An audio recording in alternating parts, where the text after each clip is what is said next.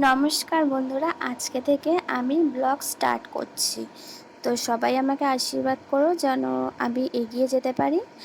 আর আজকে এখন বাজে রাত 10:30, আর এখানে আছে চিংড়ি মাছ।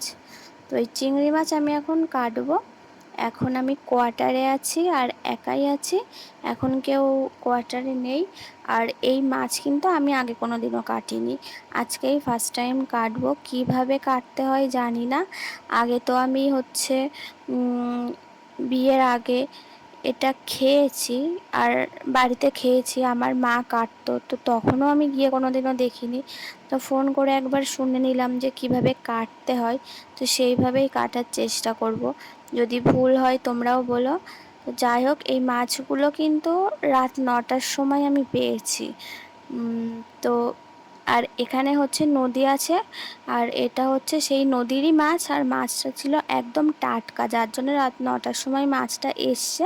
আর আমি কিন্তু নিয়ে নিয়েছি মাছটা, টাটকা মাছ বলেই। আর আমাদের দিকে যে মাছগুলো থাকে সেগুলো তো বরফের মাছ থাকে, এত টাটকা থাকে না। তো ওই জন্য আমি একদম নিয়ে নিলাম। তো এখন কেটে নেব আর কালকে খাবো।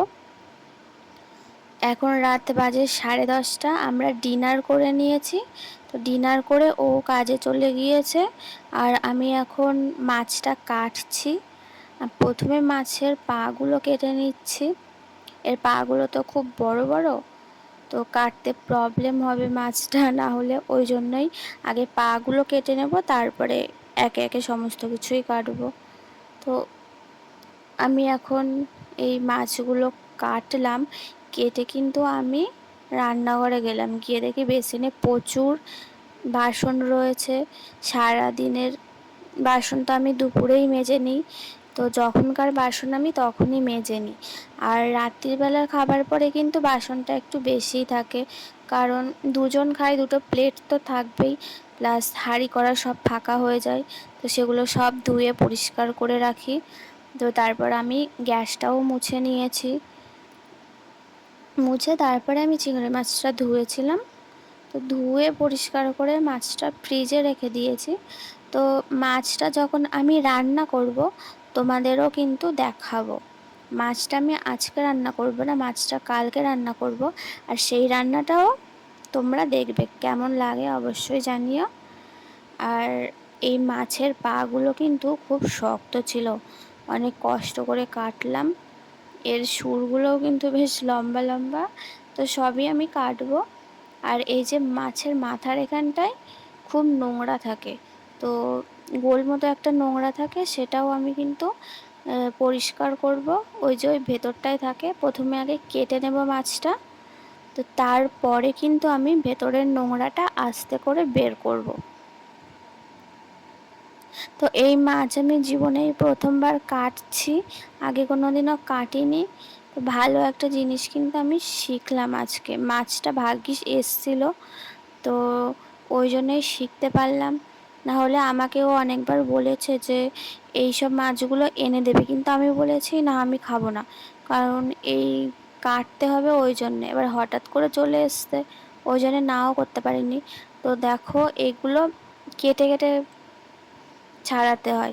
আমি টান দিয়েছি আর ভেতর থেকে ওটা বেরিয়ে এসছে। এটা চাপ দিয়েই কাটতে হয়, না হলে এরকম বেরিয়ে যাবে। তো প্রথমবার ভুল তো হতেই পারে। তো মাছ কাটা কিন্তু আমার হয়ে গেছে। দেখো, এইগুলো নোংরা বেরিয়েছে আর এইগুলো মাছ, তো নোংরাটাই যেন মনে হচ্ছে মাছের থেকে বেশি। তো এগুলো আমি ফেলে দেবো ডাস্টবিনে। তারপরে কিন্তু মাছগুলো ভালো করে পরিষ্কার করে নেব। তো ভালো করে ধুয়ে এনে এবার আমি নিয়ে আসছি। তো মাছগুলো দেখো কেমন হয়েছে কাটা, অবশ্যই কমেন্টে জানিও। আর এটা আমি এখন ফ্রিজে রেখে দেব। তো আমি এক হাত দিয়ে ক্যামেরা ধরেছি আর এক হাত দিয়ে দেখাচ্ছি তোমাদেরকে। তো দেখো, এর ভেতরে আমি মাছটা রাখবো। এক হাত দিয়ে খুললাম, আবার বন্ধ হয়ে গেল। এরকমই তো হবে এক হাত দিয়ে যদি আমি করি। তো যাই হোক, ভিডিওটা তোমাদের কেমন লেগেছে তোমরা কিন্তু আমাকে অবশ্যই জানিও। আর তোমরা আশীর্বাদ করো যেন আমি আরও এগিয়ে যেতে পারি আমার ভিডিও নিয়ে। তো এইগুলো আমি পুরো কমপ্লিট করেছি রাত 11টা থেকে 11টা 15-র মধ্যে।